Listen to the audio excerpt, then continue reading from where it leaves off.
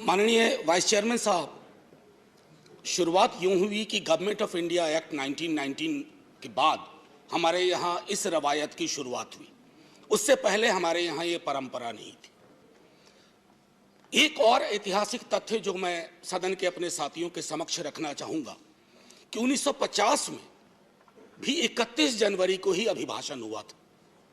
31 जनवरी 1950 जब हमारे तब के महामहिम डॉक्टर राजेंद्र प्रसाद, जो बिहार से आते थे, देश के सम्मान्य नेता थे, उन्होंने अभिभाषण दिया था। तो 72 वर्ष बाद ये एक संयोग है, लेकिन 72 वर्ष के अभिभाषणों के दायरे में अगर सर सोचे तो कई चिंता की लकीरें हैं, और चिंता की उन लकीरों को हमने अभिभाषण के पक्ष में, अभिभाषण के दौरान नहीं देखा।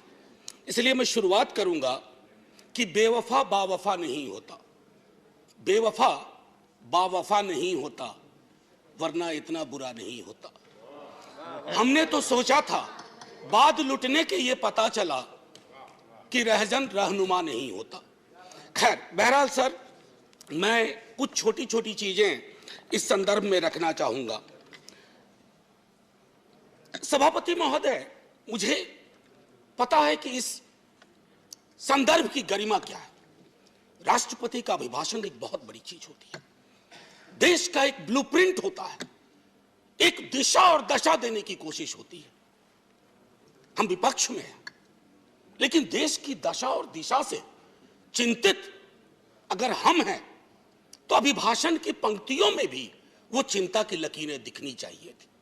जब वो चिंता की लकीरें नहीं दिखती हैं तो एहसास होता है। कभी कभी मैं सोचता हूं माननीय सभापति महोदय कि महामहिम सोते जागते अपने सलाहकारों से बात करते, टेलीविजन देखते, सोशल मीडिया देखते, संवाद करते, क्या उनको नहीं लगता होगा कि देश के विजुअल्स बहुत अच्छे नहीं है? छात्रों पे आंसू गैस के गोले क्या मांग रहे थे? चांद नहीं मांग रहे थे, नौकरी मांग रहे थे। और वो 2 करोड़ वाला भी नहीं मांग रहे थे, कह रहे थे बाकी वाला बचा हुआ दे दो। आपने लाठियां बरसाई। तो मैं ये सोचता हूं कि महामहिम के अभिभाषण में अगर इस तरह की चिंता ना हो तो सर, भाषण ना कागज का पुलिंदा लगता है, और अच्छा नहीं लगता है उसे कागज का पुलिंदा कहना।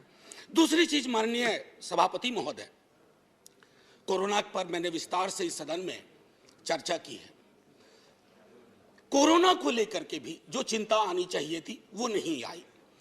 अब आइए अर्थव्यवस्था के बारे में मैंने कहूं, बजट को उसके लिए मैंने तय किया हुआ है, लेकिन मेरा मानना है कि सन 50 से लेकर अब तक किसी की भी सरकार हो, मैं जानता हूं ये लिखा कहां जाता है, लेकिन जहां लिखा जाता है मैं आग्रह करूंगा कि अगर हम सोच सके, सत्ता पक्ष और विपक्ष, तो राष्ट्रपति के अभिभाषण को दलीय दायरों से ऊपर कर दीजिए। राष्ट्रपति का अभिभाषण, कल को आपकी सरकार ना हो, ये मैं अपील बाकी लोगों से भी करूंगा जो सरकार में आएंगे कल को, कल नहीं आएंगे परसों आएंगे, कभी तो आएंगे। मैं सिर्फ ये कहना चाहता हूं कि सर, अभिभाषण को एक नॉन पार्टीजन डॉक्यूमेंट बनाइए, नॉन पार्टीजन डॉक्यूमेंट।